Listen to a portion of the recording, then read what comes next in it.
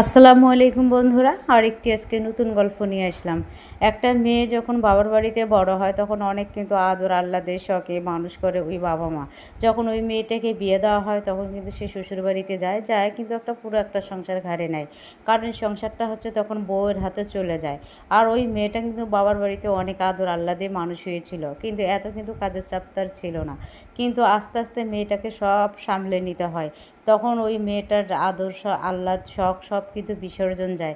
কিন্তু এই শ্বশুরবাড়ির এই বিষয়গুলো কিন্তু কোনো মেয়ে সহজে মানিয়ে নিতে পারে, আবার কোনো মেয়ে সহজে মানিয়ে নিতে পারে না। যারা মানিয়ে নিতে পারে না তারা কিন্তু সংসারে সবসময় অশান্তি লেগে থাকে। কিন্তু শ্বশুরবাড়ির লোকজনকে একটু বুঝতে হবে যে এই মেয়েটা বাবার বাড়িতে কিন্তু এত একটা দায়িত্ব নিয়ে থাকে নেই, সে আদরে আহ্লাদে মানুষ হয়েছে, তাকে অবশ্যই সব কিছুতে ছাড় দেওয়া উচিত।